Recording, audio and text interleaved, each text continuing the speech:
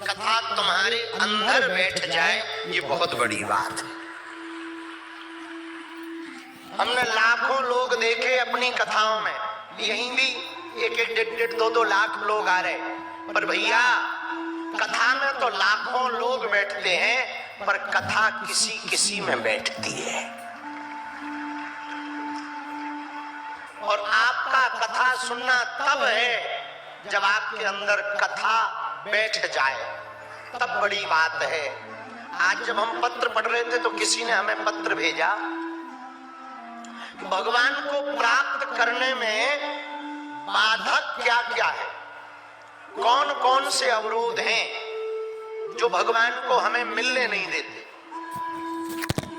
हमने 3 कारण निकाले। कितने? भगवान को पाने में भैया 3 बाधा है। पहली बाधा पूछो। पहली बाधा है संसार का बंधन। क्या? संसार का तेमे तोर तोर में माया, ये अपना ये पराया, यही सबसे बड़ी बाधा है। और सच ये है, यहाँ ना अपना है ना पराया।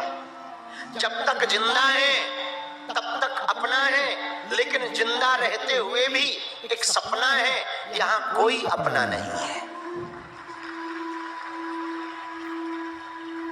जिस पत्नी से तुम प्रेम करते हो ना, पता है ये कहां तक साथ देगी? मरने के बाद दरवाजे तक। जिन बच्चों के लिए तुम दिन ना रात मरे जा रहे, गधों की तरह काम कर रहे, पता है ये कहां तक जाएंगे?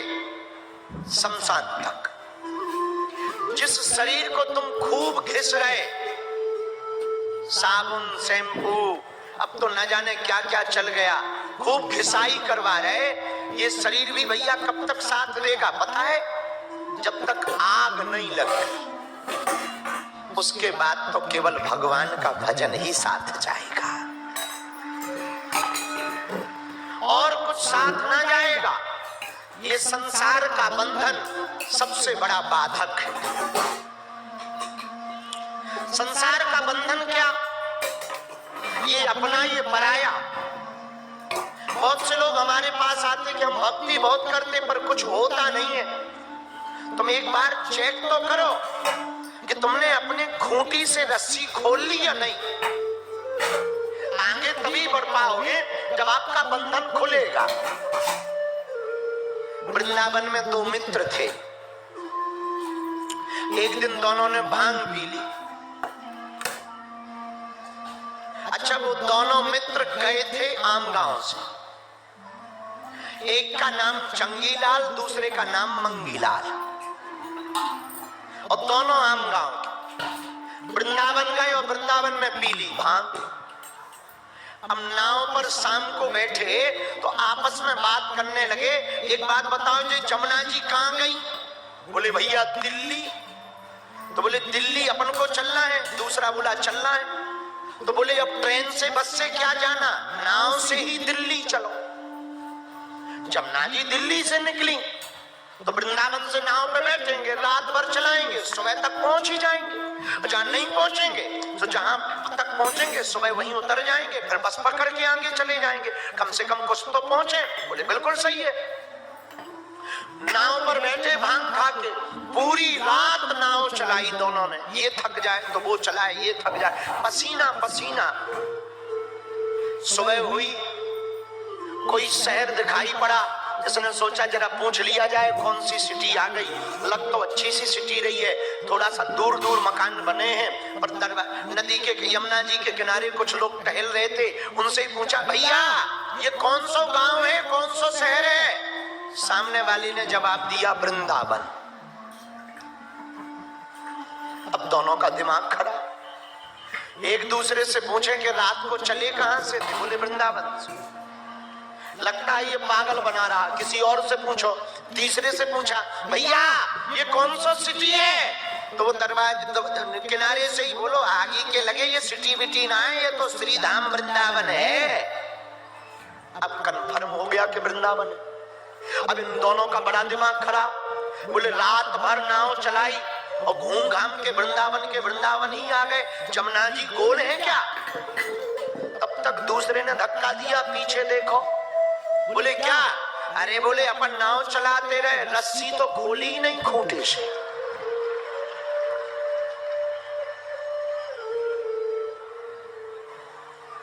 यही हम लोगों का हाल है, मोह का बंधन खोलते नहीं है और जिंदगी भर हरे राम राम राम हरे हरे, हरे कृष्णा हरे कृष्णा। अरे भाई, मोह का बंधन खोलो, परमात्मा से मोह जोड़ो। संसार से नाता तोड़ने की आवश्यकता नहीं है, भगवान से नाता जोड़ने की आवश्यकता है। ये सबसे बड़ा कारण है भगवान को ना पाने का।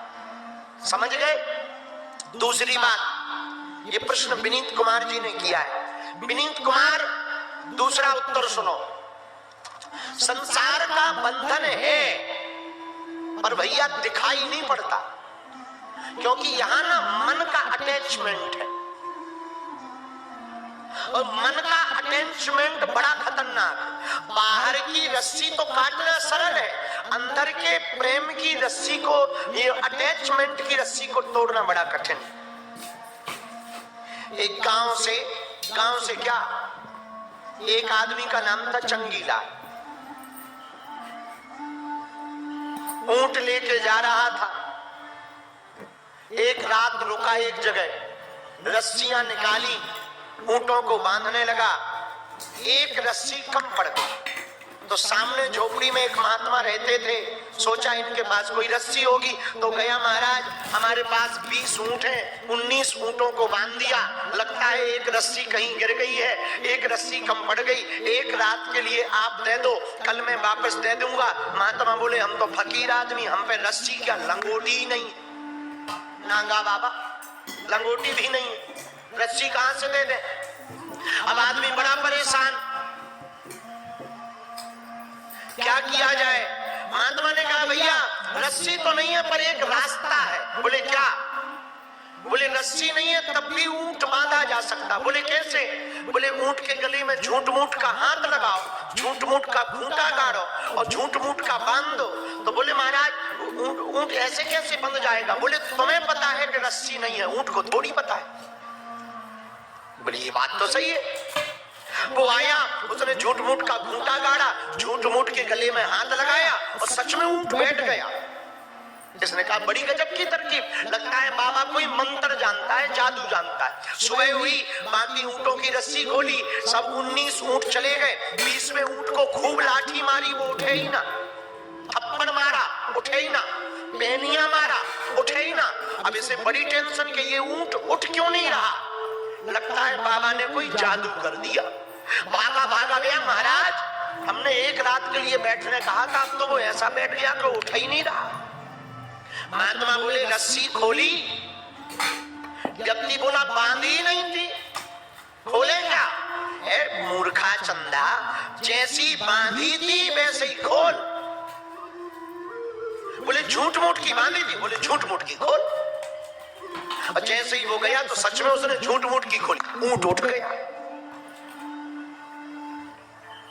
अब बताओ, रस्सी थी नहीं पर ऊंट बंधा रहा, और ऊंट रस्सी खोली नहीं पर ऊंट उठ गया। इसका अर्थ क्या है? इसको कहते हैं मन का बंधन। काहे का बंधन? अरे बोलो ना, मन का बंधन। भगवान की प्राप्ति में ये मन का बंधन सबसे बड़ा कारण है। दूसरा कारण है मोह माया। क्या? जोर से बोलो। तो बंधन तो मोह में ही है, पर एक है माया। ये माया क्या है? मां माने नहीं, या माने जो नहीं है वही माया है। सबई नचावत राम गुसाई, बंधो कीट मरकट की नाई। सबको राम जी नचा रहे हैं, जैसे बंदरों को मदारी नचाता है वैसे ही हम लोगों को भगवान नचा रहे। अच्छा, ये माया क्या है? जीवात्मा और परमात्मा के बीच में एक पर्दा है माया का। ऐसे समझो, आज से 10-15 साल पहले हमारी कथा वृंदावन के पास एक गांव में हुई। बहुत पुरानी बात है, ध्यान से सुनना, तुम्हें समझ में आ जाएगा। वृंदावन के पास में हमारी कथा हुई, वहां पर सुबह के समय कथा थी और सुबह के समय की कथा में 4 कलाकार थे, पर लेकिन उसी के बगल में एक दूसरी जगह हमारी कथा थी भैया। हम शाम के समय वहां कथा करने जाते थे, सुबह वृंदावन के पास। दोनों की दूरी थी लगभग 60 किलोमीटर। अच्छा, उस जमाने में हम पे गाड़ी तो थी नहीं, तो किराए की एक ओमनी गाड़ी चलती थी। ओमनी जानते हो? एक मारुति वैन चलती थी जो गैस सिलेंडर से चलती थी। अच्छा, बंद हो जाए तो धक्का दो, गैस जम जाए तो फूंको, बड़े लफड़े होते थे। एक गाड़ी थी किराए की ओमनी वैन, उसी में पूरे कलाकार भरे, उसी में हम भरे। पुराना जमाना, 15-16 साल पुरानी बात। अच्छा, कथा दूसरी वाली जो शाम को 3 बजे से थी वो लाइव थी, पहली बार यूट्यूब पे लाइव होनी थी। तो मन में बड़ा शौक, तो गाड़ी से हम चले भैया। सुबह से कथा में लेट हो गए तो 3 बजे की कथा में 2 बजे निकले, पहुंचने में 1.5 घंटा लगना था। हमने ड्राइवर से कहा, भैया आज तुम अपनी ताकत दिखा, जरा जोर से गाड़ी चला ताकि समय पे पहुंच जाए, तेज चला। अच्छा, ड्राइवर भी हमारी तरह पगला था, बाद में पता लगा वो आम गांव का था। ड्राइवर भी हमारी तरह पगला, उसने भैया इतनी जोर से गाड़ी चलाई, गाड़ी की स्पीड ही 80 की थी। 80 की स्पीड में ही फुल एकदम ऐसी कपे जैसे बुखार लग गया, वाइब्रेशन मोड में। भैया हमारे तो हनुमान चालीसा निकलने लगे, और जो कलाकार बैठे थे इनके तो जितने देवता थे सब इनने सुमर लाए। और ड्राइवर कहे, हम इधर से 80 की स्पीड में जा रहे, सामने रेलवे ट्रैक था, रेलवे ट्रैक पे 360 की स्पीड में ट्रेन आ रही, वो भी सीटी देते हुए भयंकर तेज ट्रेन चली आ रही। इधर हम चले जा रहे। भैया हमें लगा कि यदि अब ड्राइवर ब्रेक लगाएगा तो पलट जाएगी। उधर से ट्रेन, इधर से हम, ट्रेन भी भयंकर स्पीड में, हम भी भयंकर स्पीड में। भगवान की कृपा, ट्रेन भी निकल गई, हम भी निकल गए। रुको रुको, ताली बाद में बजाना, यदि उस दिन कुछ हो जाता तो आज कथा थोड़ी कह पाते। भैया पता है क्या हुआ, कैसे बच गए? दरअसल हम पुल के नीचे से निकले।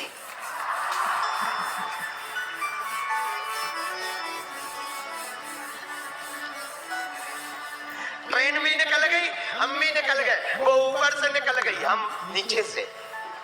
ऐसा ही कभी कभी भगवान की भक्ति जब करते हैं तो हम लोग भगवान की तरफ 80 की स्पीड में दौड़ते हैं। भगवान भी हमसे मिलने के लिए 360 की स्पीड में दौड़ता है, लेकिन माया का पुल आ जाता है, भगवान ऊपर से निकल जाता है, हम नीचे से निकल जाते हैं, और भगवान मिल नहीं पाता। ये है माया। ये उदाहरण हमने इसलिए सुनाया, ये है माया, हमारा और भगवान के मिलन का ये दूसरा बड़ा कारण। माया मतलब पर्दा, झूठ का पर्दा। हम मनुष्य हैं, हम धीरेन्द्र हैं, हम पीठाधीश्वर हैं, हम फलाने हैं, हम ठिकाने हैं, हम उनके चाचा हैं, हम उनके पति हैं, हम उनके पिता हैं, हम उनके मित्र हैं, हम उनके भाई हैं। यही माया है। सच में यहाँ कोई किसी का नहीं है, हम सब भगवान के हैं और भगवान हमारे हैं। ये जानने के लिए ही गुरु ज्ञान दिया जाता, पर ये सुनना बड़ा सरल है, कहना बड़ा सरल है, मानना बड़ा कठिन है। कथा के पंडाल में तो बड़ा आनंद आता, वाह वाह गुरुजी बहुत बढ़िया बात कह रहे, लेकिन घर जाते ही जहाँ घर वाली 4 प्रवचन सुनाती है, पूरी कथा बिखर जाती। हाँ, साथ इधर उधर तितर बितर हो जाता। बोले अब बाबा जी बने रहोगे कि कुछ करोगे धरोगे भी क्या?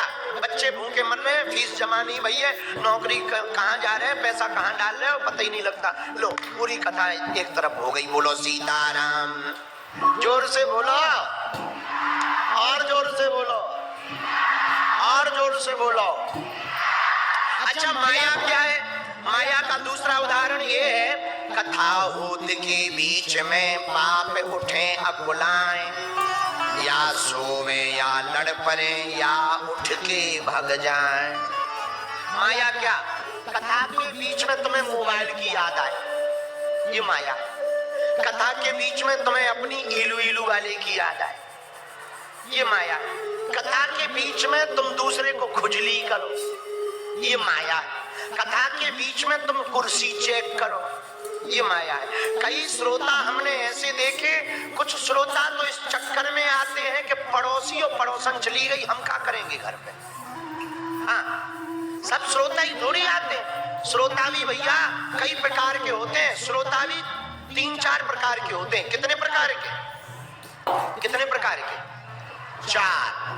पहले होते हैं भैया सोता। ये सोता कौन है? कथा में आते ही सो जाते, कथा में आएंगे जहां मौका मिलेगा सो जाएंगे, इनको कहते हैं सोता। अच्छा, दूसरे होते हैं सरौता। ये सरौता क्या है? केवल भंडारा खाने आते, इनको भी श्रोता ही कहा जाएगा। इनको कहते हैं सरौता। और सरौता बड़े खतरनाक होते हैं। ये घर से आएंगे, बगल वाले से कहें बीड़ी है क्या, बीड़ी है क्या, बीड़ी माचिस दो, माचिस। और अच्छा कहेगा अच्छा बीड़ी है, हम बीड़ी डाल तो ले आए थे नहीं, चूना है क्या, चूना। इनको सरौता कहते हैं, सरौता। अच्छा भैया, तीसरे होते हैं श्रोता। ये और बड़े खतरनाक। तीसरे नंबर के श्रोता जूता चप्पल घर से पहन के नहीं आते, कथा से लेके ही जाते। ये बहुत खतरनाक लोग होते हैं, इनकी पूछो ही मत। ये यही चेक करते रहते कि कथा हो कहां रही। ये तीसरे नंबर के श्रोता है। आज देखो तो महात्मा आ गए, लगता है माघ मेला जा रहे हैं। जोरदार ताली बजाओ संतों के लिए। आज तो भैया सच में महाकुंभ ही लग रहा है अपना आम गांव। ऐसा नजारा दिखाई पड़ रहा है टीवी पे, दिल गदगद हो रहा है। हाँ,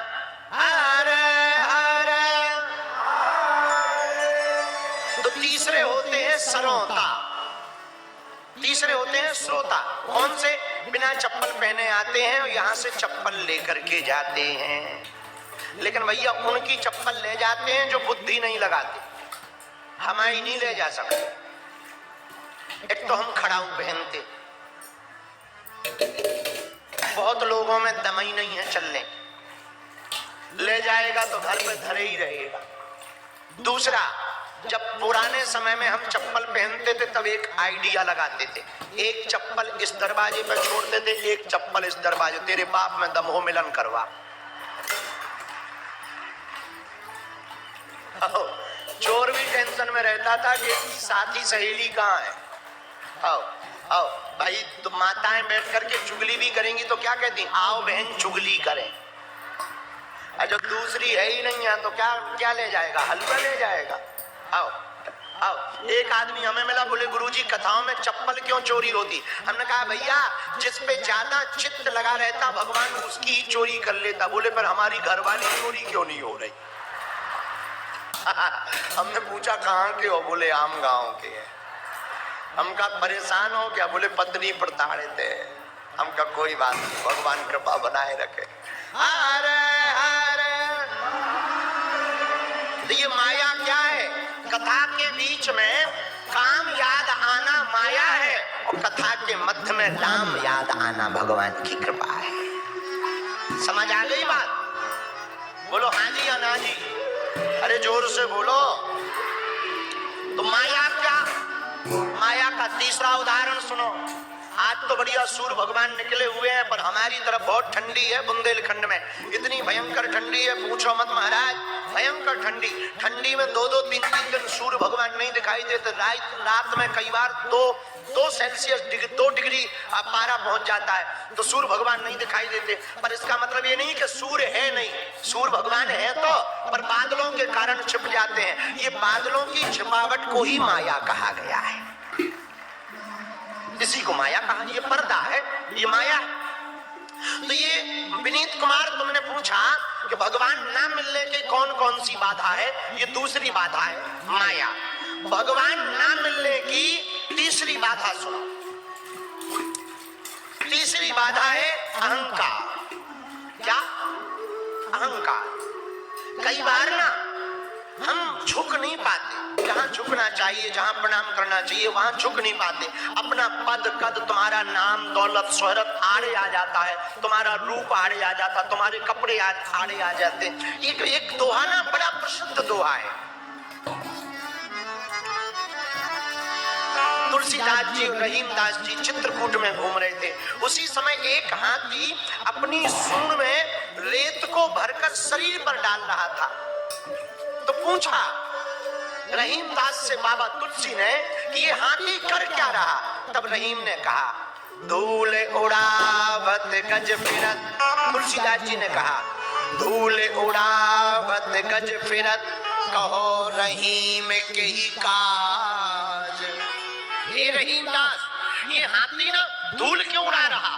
तो रहीमदास जी ने क्या कहा तुलसीदास जी से, बोले बाबा, या रचते मुनि पत्नी तरी, सोई ढूंढत गजराज। जिस रज से मुनि की पत्नी का बेड़ा पार हुआ, उसी रज को यह हाथी खोज रहा है। भैया, माया, मोह और अहंकार, ये अहंता जब तक शून्य ना होवे ना, तब तक जीवन परिवर्तित नहीं हो सकता। हनुमान चालीसा का प्रारंभ ही रज से होता। श्री गुरु चरण सरोज रज। मतलब जब तक हम अपने गुरु के चरणों की रज को मस्तक पर धारण नहीं करेंगे, तब तक हमारा मन निर्मल नहीं होगा। और जब तक गुरु कृपा नहीं होगी, तब तक गोविंद की कृपा नहीं होगी। और अहंकार तो गुरु ही शून्य करता है। गुरु अहंकार शून्य करता, क्योंकि जब हम गुरु के पास जाते ना तो झुकते हैं। भैया, झुकते वही हैं जिसमें जान होती है। अकड़ तो एक मुर्दे की पहचान होती है। हमारे एक संत कहते थे, अहम की अकड़ ज्यादा चल नहीं सकती, मौत की घड़ी कभी टल नहीं सकती। लूट कर दौलत भले ही जमा कर लो, पर पाप की कमाई कभी फल नहीं सकती। व्यक्ति का अहंकार ना बहुत बुरा होता है। व्यक्ति को कई उपलब्धियों से दूर कर देता, व्यक्ति को सफलता से दूर कर देता। अब तुम्हें अहंकार आ जाए कि हमको बुलाया नहीं है, हमें नहीं जाना कथा सुनने, तो क्या होगा। कथा का तो कुछ नहीं होगा, तुम्हारा ही उद्धार नहीं होगा, तुमको ही कुछ सीखने को नहीं मिलेगा, तुमको ही आनंद नहीं मिलेगा, तुमको ही अध्यात्म नहीं मिलेगा। कथा का तो हलवा होगा क्या, हमारा क्या। 5 दिन हम तो राधे राधे गाएंगे और फिर आधे आधे हो जाएंगे, हैं? पर तुम्हारा भैया, तुम्हें ही आनंद प्राप्त नहीं होगा। तो अहंकार में देखो, एक बात याद रखना, अहंकार बहुत खतरनाक है। रावण का विनाश अहंकार के कारण हुआ है। भक्ति में ये तीसरी बाधा है अहंकार की। इसलिए हमारी प्रार्थना है सभी प्रियजनों से, सभी आत्मीय जनों से, हमारी प्रार्थना है, आप अहम को शून्य करो, अपनी घमंड को जीरो करो, ईगो को शून्य करो। भैया, जिसे भी अहम की हवा लगी, उसे ना दुआ लगी ना दवा लगी। जिसे भी अहम की हवा लगी, उसे ना दुआ लगी ना दवा लगी। ये तीसरा कारण है भगवान की भक्ति का बाधक। यदि भगवान प्राप्त ना होवे तो ये 3 कारण समझना। इन तीनों कारणों पे यदि आपने काम कर लिया तो हम ये दावे के साथ कह सकते हैं आपको भगवान प्राप्त हो जाएंगे। बोलो सीताराम। जोर से बोलो और जोर से बोलो। एक बात और कहना चाह रहे, पूछो क्या? आज के बाद कौन कौन रोज भजन करेगा? हाथ उठाओ। आज करोगे कि कल? है? आज करोगे कि कल? जो कल पे छोड़ रहे सुनो, हरि भजन को कल पे छोड़ा, हरि भजन को कल पर छोड़ा, फिर सांस निकल गई रे, फिर सांस निकल गई रे, अरे हाँ सांस निकल गई रे, अरे हाँ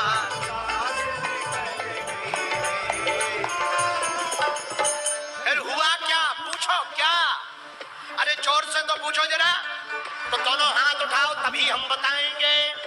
उमरिया धोखा दे गई है,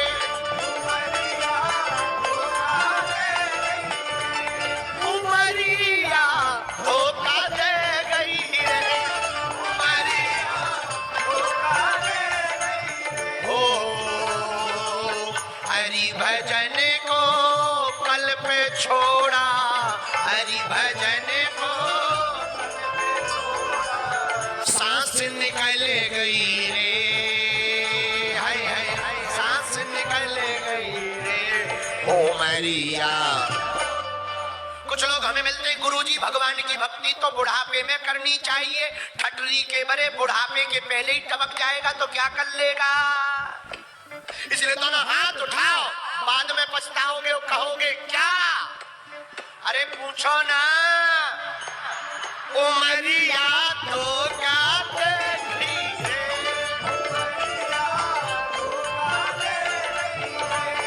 उमरिया धोखा दे गई,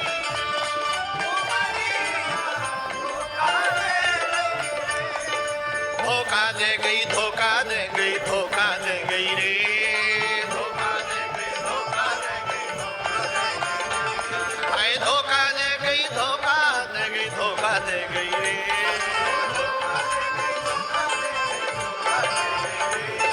उमरिया धोखा दे गई रे, उमरिया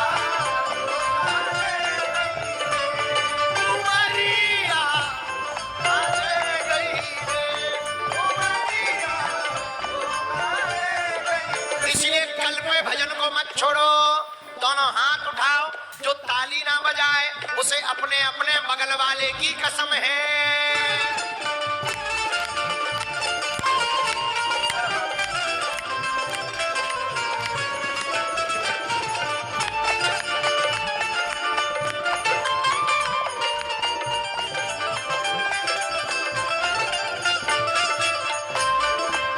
ये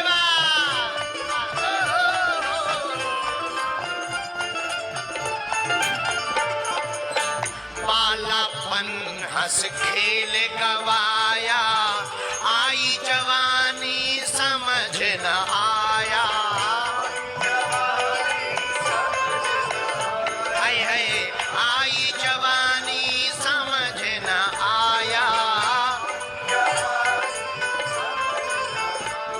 कुछ लोग कहते कल भजन करेंगे, कल भजन करेंगे, काल करे सो आज कर, आज करे सो अब, पल में परलय होएगा, बहुर करेगा कब, काल करे सो आज कर, आज करे सो अब, पल में परलय होएगा। कुछ लोग कहते कल भजन करेंगे, परसों भजन करेंगे। एक बात बताओ भैया, तुम्हारे पास में सर्टिफिकेट है कि कल तक जियोगे? बोलो। कुछ लोग कहते महाराज बेटा की शादी हो जाए फिर भजन करेंगे, उसके पहले ही निपट गए तो क्या कर लोगे, फिर बाद में यही कहोगे क्या। उमरिया धोखा दे गई रे,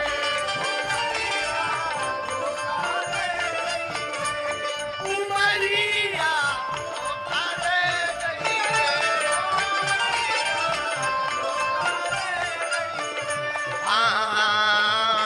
बालापन हंस खेल गवाया, आई जवानी समझ न आया, हाय हाय आई जवानी समझ न आया।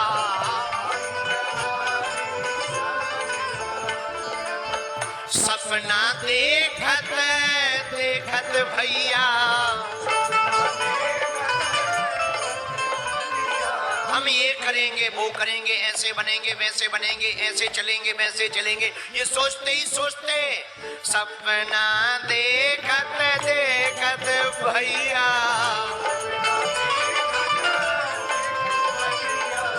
सपना देखत देखत भैया,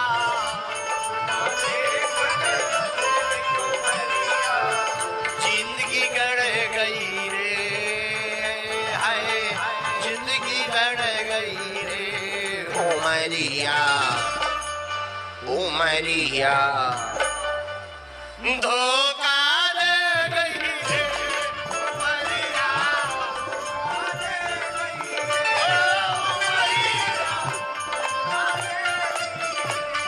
उमरिया, दोनों हाथ उठा करके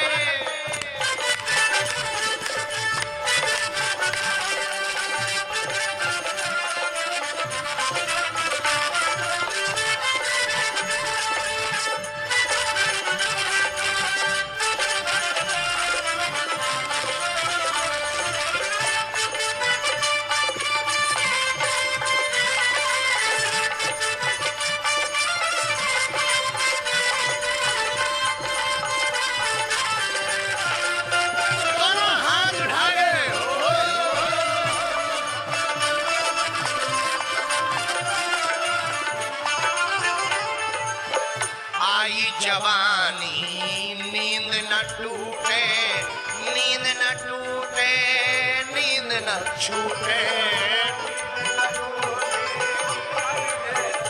हाय हाय नींद न टूटे, नींद न छूटे। मनुष्य का सबसे बड़ा दुश्मन है आलस। क्या?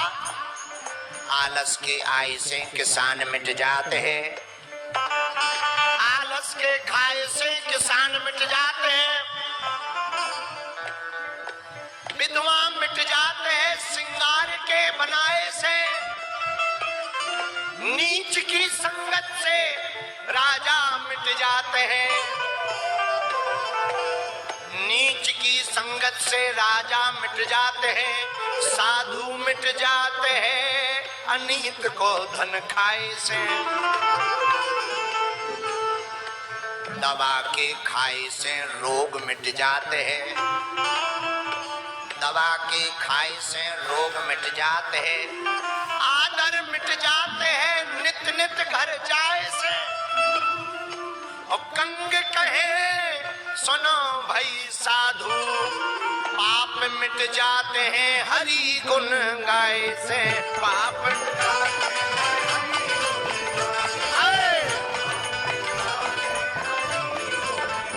हाँ पाप मिट जाते हैं हरि के गुण गाए से,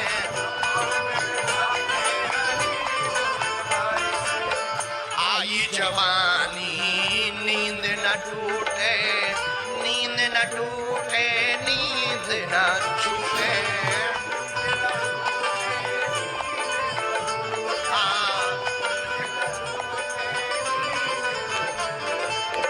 श्वास तारे अटक गो तन में,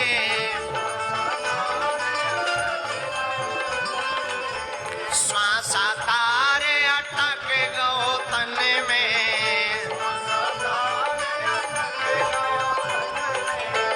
मौका दे गई रे, हाय हाय मौका दे गई रे, हाय हाय मौका दे गई रे उमरिया। क्या हो रहा? उमरिया क्या कर गई? उमरिया, उमरिया श्वास तारे अटक गो तन में, श्वास तारे, श्वास तारे अटक गो तन में, फिर तो मौका दे गई रे, हाय हाय मौका दे गई रे उमरिया, उमरिया, उमरिया धोखा दे गई रे,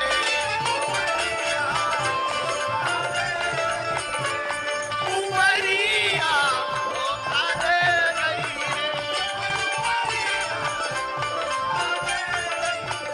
अरे हाँ